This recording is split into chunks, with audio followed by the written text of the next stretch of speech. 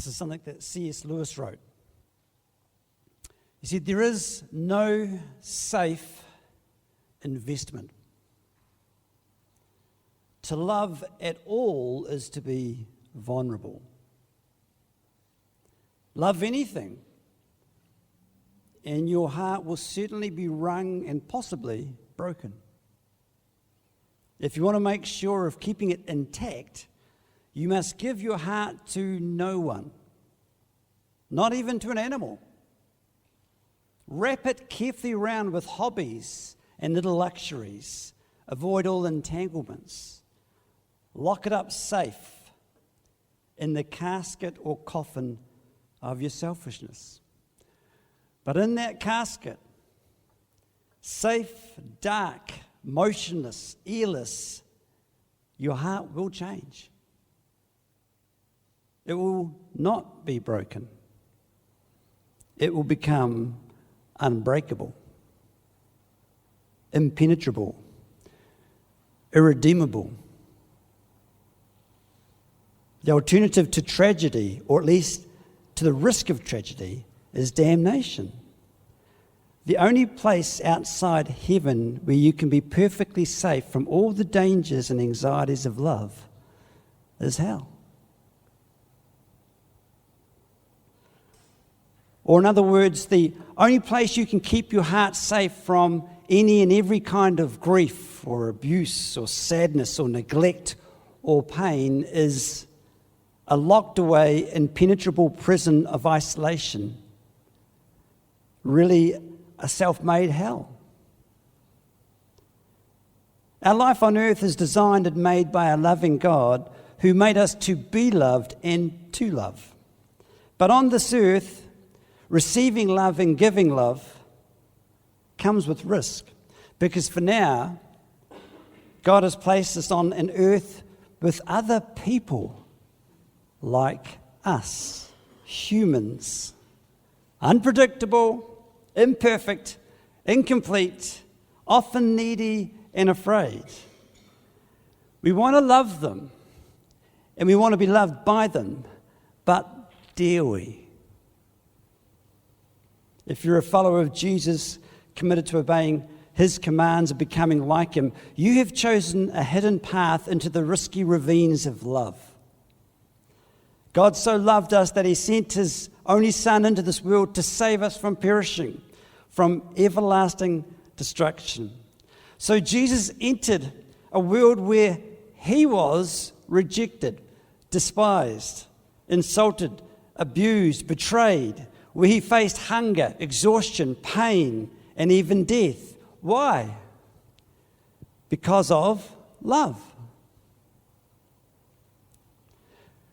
God demonstrates his own love for us in this: while we were still sinners, Christ died for us. If you're a follower of Jesus, you must walk on this earth for a time. And that means, like Jesus, you will face suffering as well. And if you're obedient to where Jesus leads you, to what he called you to give and to do, you will still experience loss and difficulty. Because you're not in heaven. You're on earth. One day you will complete your mission here and leave this world behind for heaven. But for now, earth and people are the context for your life in Christ. The question is, will you love as he has loved you? Because you know loving people and being loved by people is risky. Jesus' love for us cost him his life. And to his disciples he says, my command is this: love each other as I have loved you. Greater love has no one than this, to lay down one's life for his friends. You are my friends if you do what I command. Above all the actions and missions we're called to, love is the ultimate calling and purpose of our existence. The Apostle Paul said, no matter what you do, no matter what you give, no matter what you know, no matter what you sacrifice, if it's not from love, it gains nothing, it is nothing.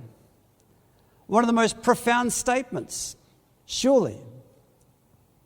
You mean that I can do all these things? You mean I can do all the right things? You mean I could live a life like a martyr, but it adds up to nothing? Well, if it hasn't come from love, if it's come from something else, it is nothing. This is the kingdom of God. Today we will be ending this message series on love, but we must never leave it. There is nowhere else to go. All life flows out of God's love. He created all things for us because of his love for us. He sent his only Son to save us from destruction because for God so loved the world. It's only because of his love. It all flows out of his love. All that is good comes down from the Father of the heavenly lights, the scriptures said. Without love and outside of love, there is nothing. That is hell, surely. Yes, loving people is risky. Yes, sometimes you'll suffer loving people. And yes, you will always have God's perfect love, healing, and safety. So I encourage you today to choose to seek after God's love. You were made for it, and you need it. Choose to love people with grace and focus. That is, give your life away. Make sure people know they are loved by you. Don't substitute love with anything else. You must never be too busy to love people because there is nothing good or eternal outside of love. If you're too busy to love, you're busy putting your time and energy into things that have no true value, things that will die along with this world. Let all you do flow out of love. How important is that to remember as followers of Christ?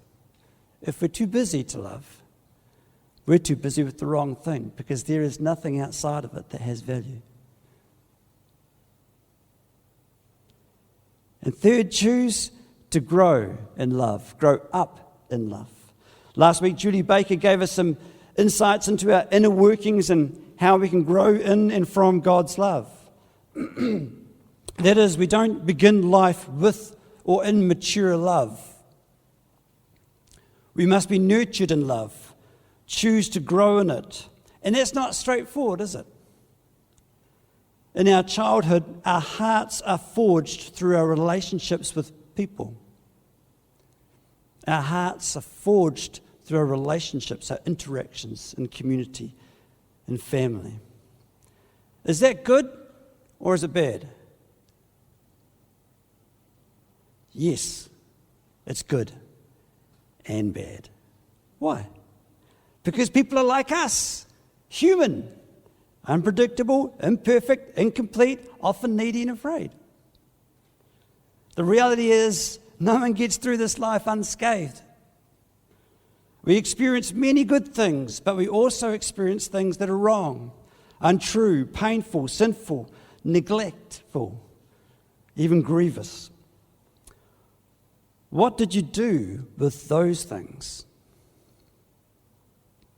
That is one of the most helpful and revealing questions you may ever be asked. What have you done about the experiences that hurt you, that embarrassed you, that broke you, that belittled you, that rejected you, that shamed you, that isolated you, that neglected you? What have you done with those things? Most people don't know. Most people say, nothing. I did nothing with those things. Or I got over them. Or I moved on. But that's not true. The soul always responds or reacts to good things and to bad things. You're a living soul. You're not a soul parked on pause. You're not a soul locked away. You're not a soul in isolation. You're not a soul that's impenetrable. living and responsive to good and bad. Most of us have simply never been coached in how to respond to the injuries of community, life with others. And yet, it's in community we have been created to live forever. And so to love God, to love our neighbours, to love each other as Christ has loved us, requires a commitment to growth, including a commitment to pursue truth. Love does not delight in evil, but rejoices with the truth. It's a good thing. Psalm 51, behold, Lord, you desire truth in the inward parts, and in the hidden part you will make me to know wisdom. John 8, to the Jews who had believed him, Jesus said, if you hold to my teaching, you are really my disciples, then you will know the truth, and the truth will set you free. How many people have heard the last part of the verse, but not the other parts? Know the truth, and truth will set you free. I've heard it in Hollywood movies, they're quoting Jesus, but they're missing the other part, the conditional part. If you hold to my teaching, if you stay in the truth, if you follow and trust him, then you will know the truth, and the truth will set you free. We need to be set free from the brokenness, the lack, the lies, and distortions. But that requires truth in the very depths of who we are, not just in our academic world, not just into our intellectual, not just in the conscious mind. Yes, I know about love. Yes, I know about truth. Yes, it's important. Let's go, hang on. Does your soul know it? Is there truth being revealed in here? What's really going on?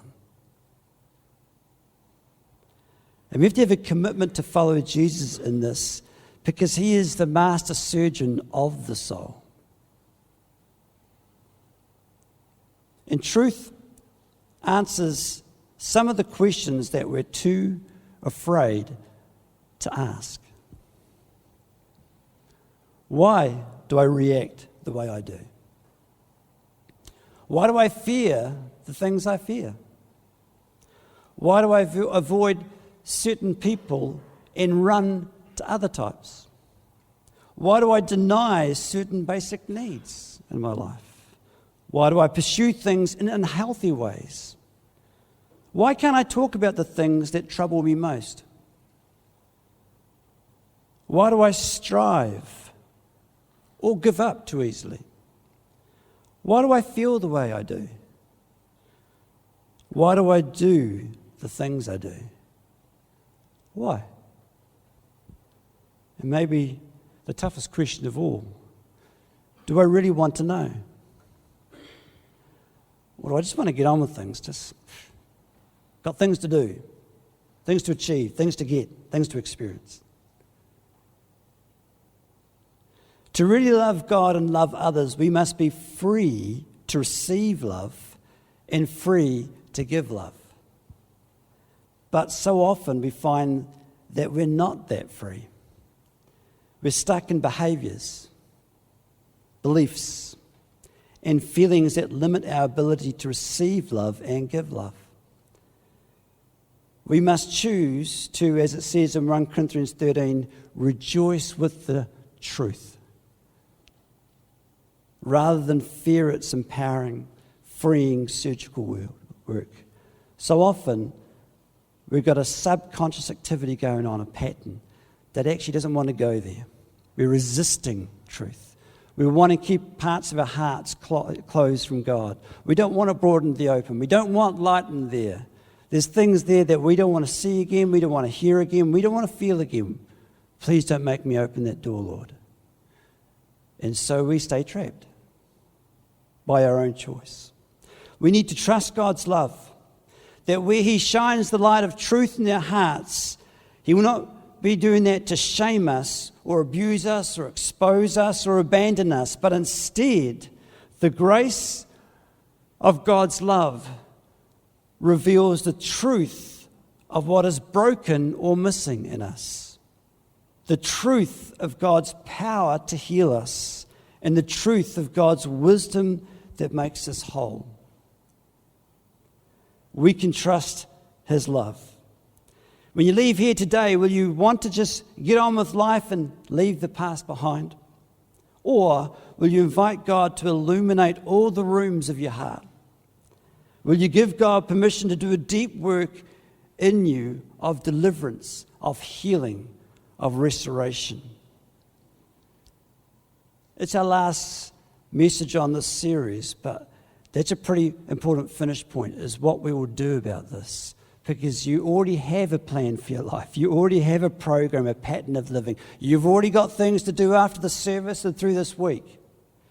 But will you invite God to go deeper into your soul, your heart, to bring His light to all areas and to lead you into truth and into freedom? Today I've asked Glenn Barker to help me with this message by helping us understand a couple of concepts that can really empower us in this journey of growing in God's love. So thank you, Glenn, for the work you've done in preparing for this. I'll hand it over to you. Thank you. Thanks, Nigel.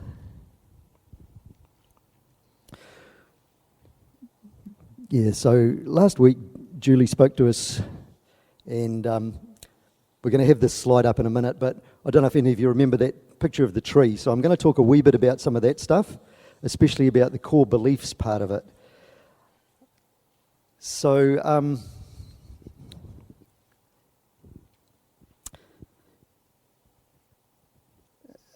do we have a slide for that first scripture, Nigel, about wisdom?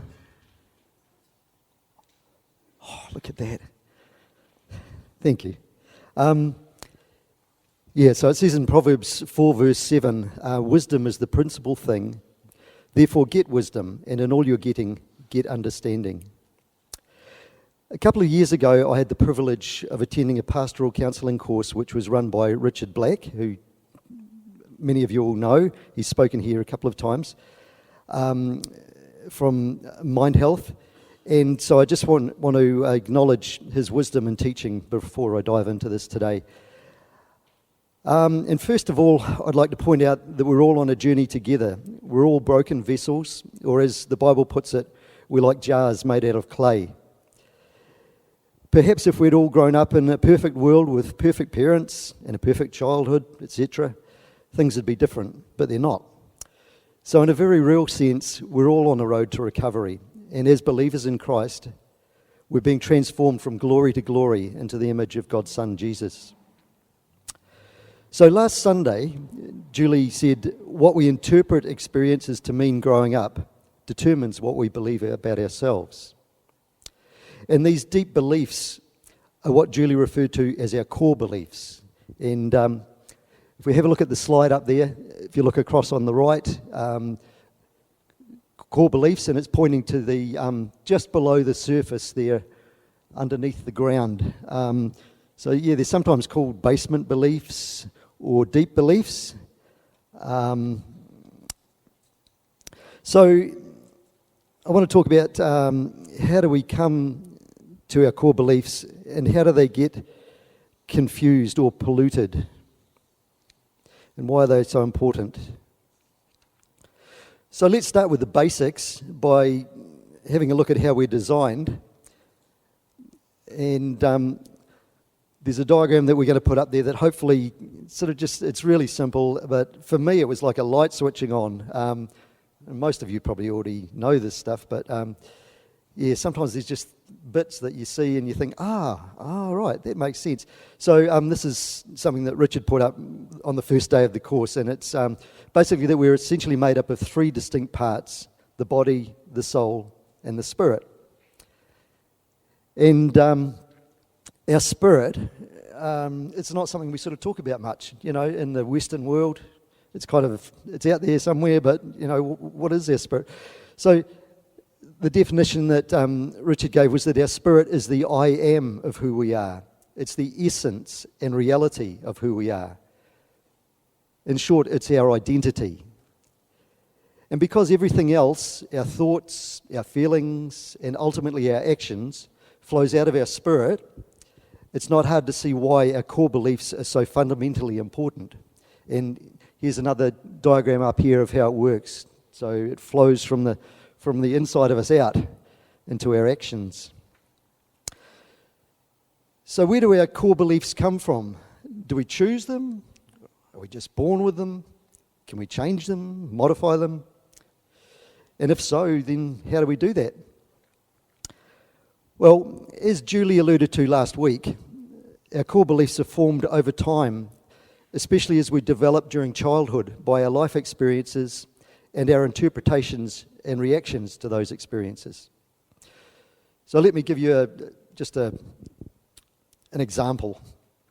So if you grew up in a home where you received punishment anytime you cried, then one of your core beliefs might be that it's unsafe to show your emotions. On the other hand, if all your childhood experiences were warm and fuzzy and loving, then one of your core beliefs may be that everyone is kind and loving and that the world's a wonderful, friendly place. Sounds great, doesn't it? Utopia. But if we grew up in a less than perfect environment, and let's face it, who didn't? None of us grew up in a perfect environment, did we? So it's not hard to see how our core beliefs could easily be distorted or polluted.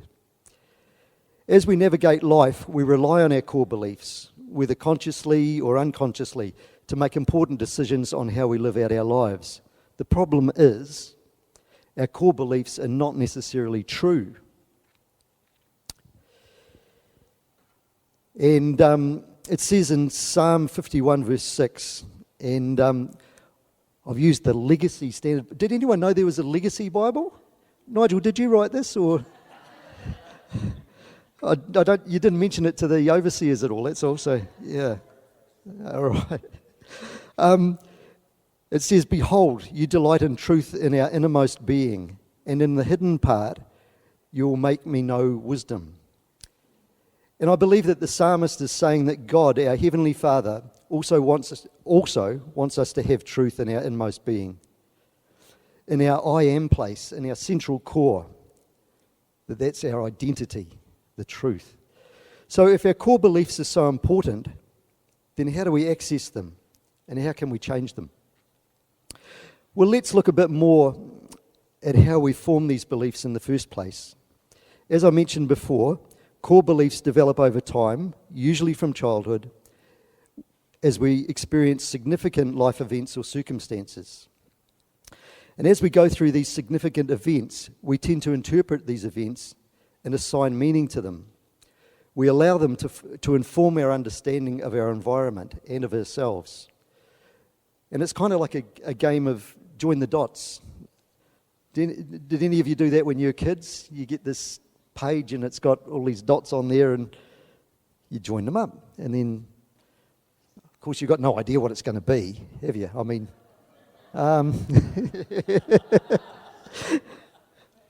some of them you don't, hey? That one's, you get a few clues on that one, but yeah, often you don't. So as we're joining the dots in life between these sort of salient, important things that happen, sometimes we join the dots wrongly. They don't have numbers. This one joins to that one.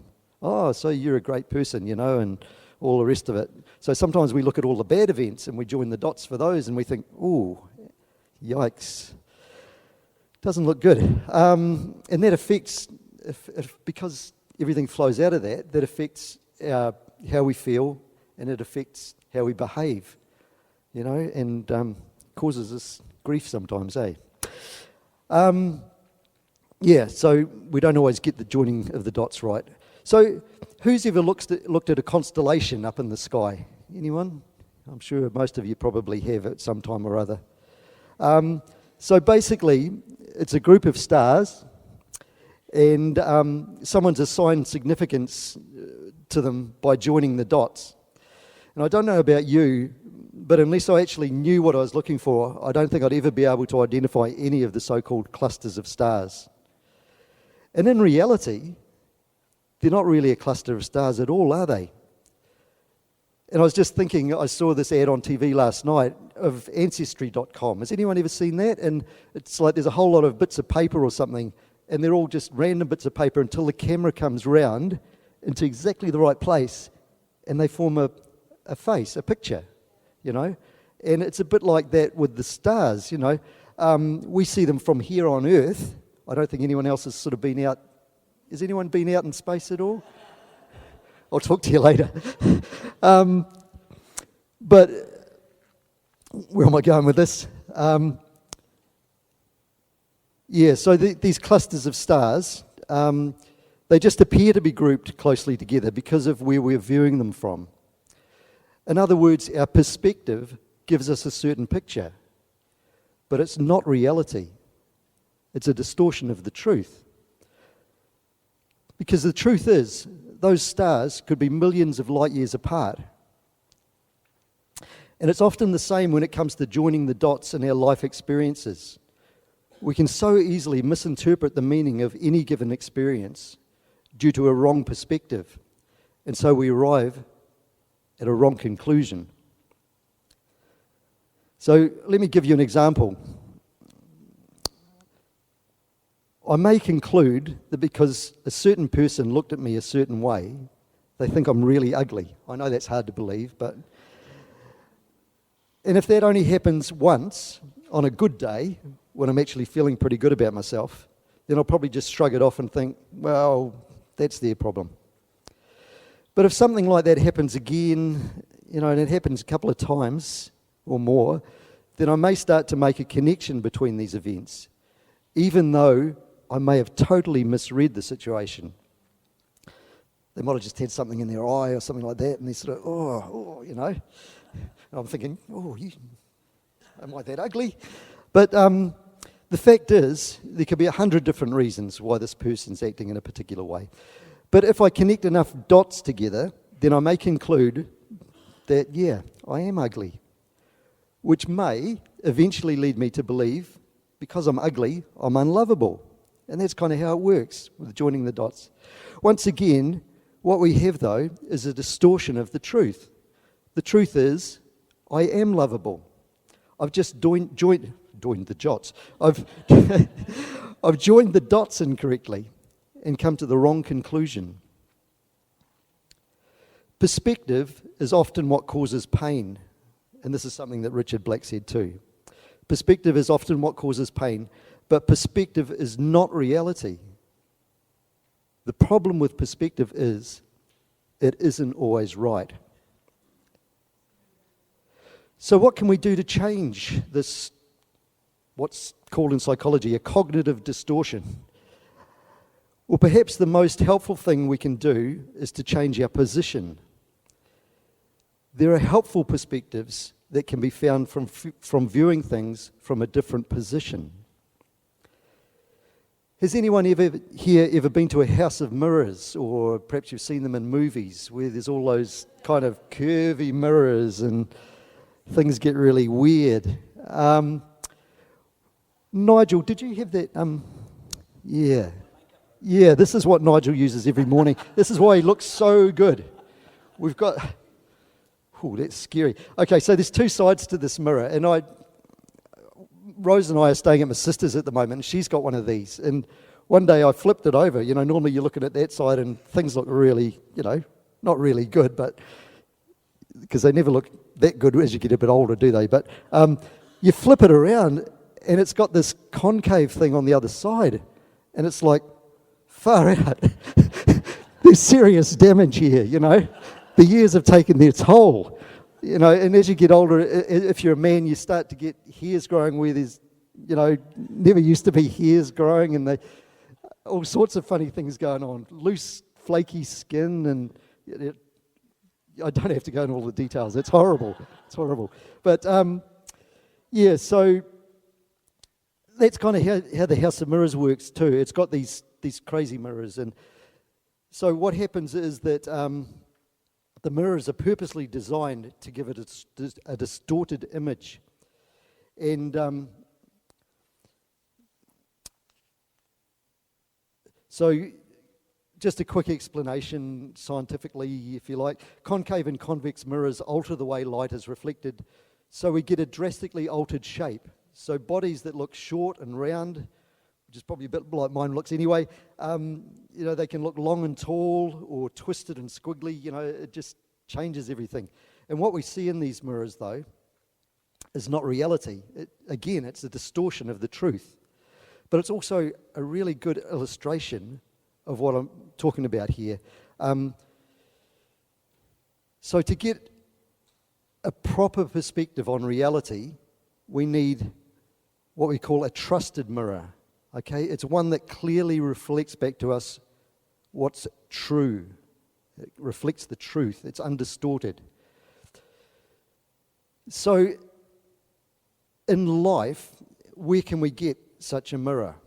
Where can we get a trusted mirror?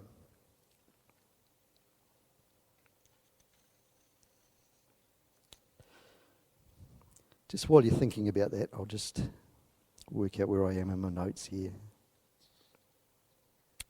Okay, so I'm going to come back to that in a minute, the trusted mirror and where we can find it. But I just want to talk a wee bit about emotional allergies, and this is something else that Richard Black shared a wee bit on when he was here. Mary Nita's smiling because she did the course with me. It was awesome, wasn't it, Mary Nita? Yeah. It's funny, you go on these courses and, you know, it was a pastoral care course and, you know, I'm sort of thinking, oh, yep, this will be good to help other people, but sort of God dropped into my spirit pretty early on that actually it was going to help me as well. And it really did. So, yeah, emotional allergies. So on Friday, I was sitting out there in the car park before the prayer meeting, and I had my radio on. I always listen to RNZ National, and that sounds like I'm a real old fuddy-duddy, I know, but I never thought I'd do that. But yeah, there you go. But this piece of news came on, and it was from a reporter in the States, and it basically a New York woman, I won't try and pronounce her name, but she died in February after experiencing a severe allergy, consuming food with allergies at a restaurant in Disney World. And months after the tragedy, her husband sued Disney parks and resorts. But however, the company is now trying its best to get this wrongful death lawsuit dismissed on the grounds that the widower signed up for a Disney Plus account several years ago. And it turns out that there was something in the fine print of the Disney Plus agreement that basically says that Disney's not liable. But that part's not what I want to talk about today. As this recent news article suggests, physical allergies can cause very serious problems, in this case, actually resulting in someone's death. So how does it happen that someone eating a common and usually benign food such as nuts or dairy can have such devastating consequences?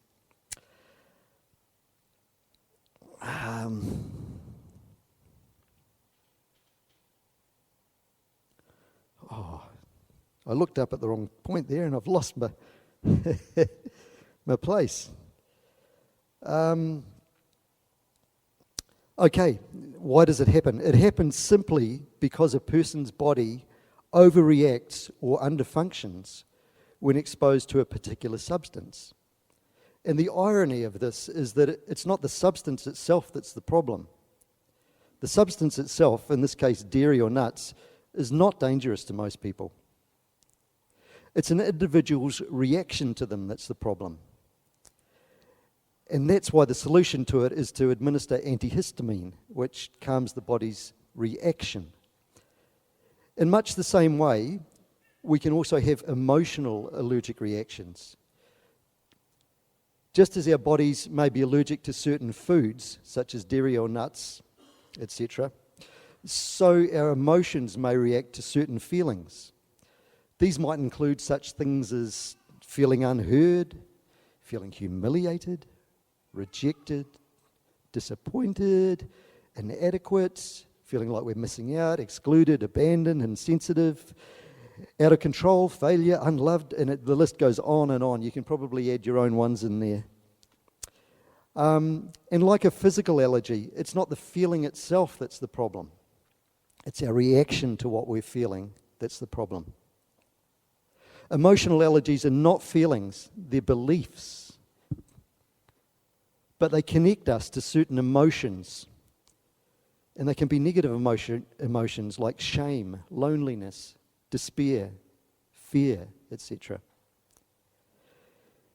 These emotional allergies are usually formed in childhood, as we mentioned before. A lot of things are formed in childhood, or from trauma.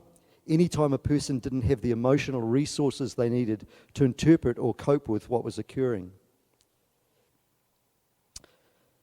We remember the intensity of the earlier time, and it makes us feel as if we're back there with the same limited resources. Fortunately though, just as an EpiPen can bring relief to people with physical allergies, there are things that can be done to calm a person's emotional allergic reactions. And a good qualified counsellor is well equipped to help someone work through these processes. Again, it's all about getting a different perspective on things and engaging with the truth.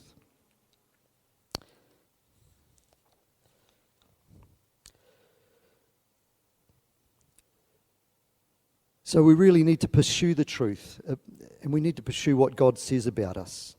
So going back to the question I asked earlier, where can we find a trusted mirror? A mirror that reflects the truth, the reality, back to us. And it gives us a proper perspective on it. Well, sometimes it can be as simple as just finding a friend that you can trust and be open with. But let me read you a quote from Richard Black. He said that truth isn't found in feelings. Truth is found in a person. And that person is Jesus. So if you're really serious about connecting with the truth, Jesus himself said, I am the way, the truth, and the life. So if anyone is qualified to bring us truth, it's got to be Jesus. He's also the perfect image of God, God who is love. So we can trust him to bring us truth in a loving way. And that's so important. It follows then that we really need to hear his voice. We need to know what he has to say about us. So how can we hear his voice? Well, here's just a few suggestions. And it might sound trite, but these are ways of connecting and hearing his voice. So we can pray and we can seek him. You know, it says in his word, call on me and I will answer. We can read his word, the Bible, and we can meditate on it and believe what it says about us. We can spend time with his people. The church is his body here on earth. We can seek counselling and pastoral help. We can attend a retreat. And we've had 3 retreats recently, and they've been amazing. Well, I've found them amazing. You know, I've been in tears several times for longer than normal for a mature guy like myself. But it's been great. It's been fantastic. Lots of tissues, but great. That loving environment just makes such a difference, for opening up to God and opening up to other people. We can find a quiet space. So, retreats. If you get the chance to go on a retreat, I'd say go for it. Come and talk to me later if you want to know any more. We can find a quiet space, a place to be still before God, and we can welcome his illumination and his work. Don't be afraid. Don't be afraid of what's in the basement, you know. God already knows what's down there. And we can welcome the truth rather than fearing it being exposed. We can live in the light. Thanks, Nigel. Well done. Very, very good. Thank you, Glenn. Core beliefs and emotional allergies. Just 2 really helpful concepts to hold on to. Core beliefs. What do you believe about yourself? And remember, we're not really talking about what's up here, about what you're thinking about right now. But you have to pause a bit longer to allow the truth to float up from deeper down. What really do you think about yourself? What do you believe about yourself? What do you believe about other people? What dots have you joined? What do you believe about God? Again, we can go into the brain and go, well, I've heard this, I've read this, I know this. But what do you really believe? Because I often find people don't quite know until you're in that place where the only option is to take back control or to trust. Because if you really believe he loves you, you really believe he's good, then surely you trust him in those most difficult times in life. Well, it depends if you really believe that in your soul. The answers to these questions determine everything that flow into and out of our life. So invite God into the very core of your belief and being. Ask him to reveal himself, the truth, so you can be set free from that which is false. And as Glenn explained so well, emotional allergies. We so often even unconsciously live out of reactions to the past and reactions to the way we perceive the present. And these reactions are sometimes passive. That is, sometimes they're the things we avoid rather than the things we do. So often when we think about reactivity, it kind of feels like it's something we do. And we do sometimes. But there's a passive reactivity. We avoid. We shut down. We back off. We hide. That's a reaction. We can be working a pattern of life that we believe might keep us safe and within our control. But that is actually a life in reaction to fear. And the truth again, are we really in control of life?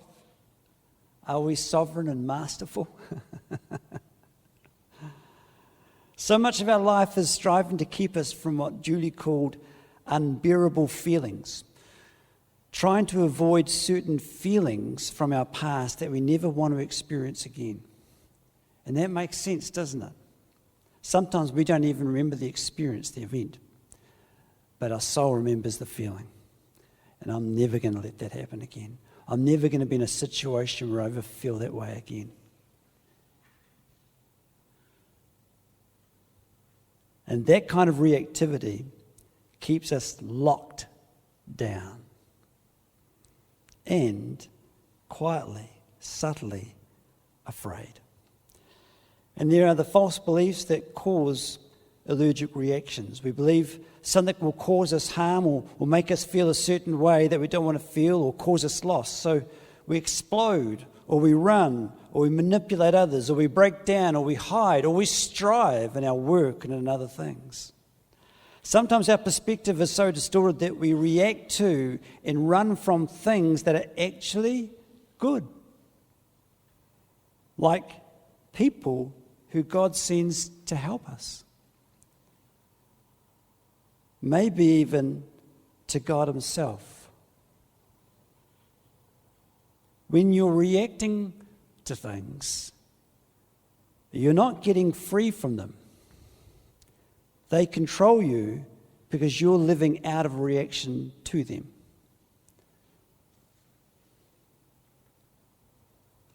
What feeling are you trying to avoid? What belief is corrupted and needs truth to mend it? What within you is lacking or broken or stolen that needs the Saviour? J. Townsend writes, darkness always needs the light of unconditional love to give up its secrets.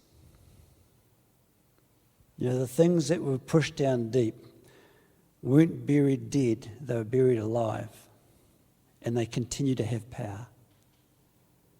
We need the light of God's love to open up and to allow those things to be not exposed to the world, but brought into healing, brought into deliverance, brought into freedom, brought into his love. So will you trust the light of God's perfect, safe, unconditional love to enable you to be free from your secrets, your fears, your striving, your insecurities, and your past? Will you trust him? And that's where we're going to end the message this morning in this series, is at a place of decision. If you're a follower of Christ, you already trust Him for your salvation. But do you trust Him with the soul here and now? The things that you're afraid of, the things you don't want to feel, the things that have caused harm before, the things that have been a loss, a lack. Will you trust Him with those things? Because only when you trust Him can you truly be brought into freedom in the fullness of His love. Let's just bow our heads for a moment and give ourselves some space just to respond.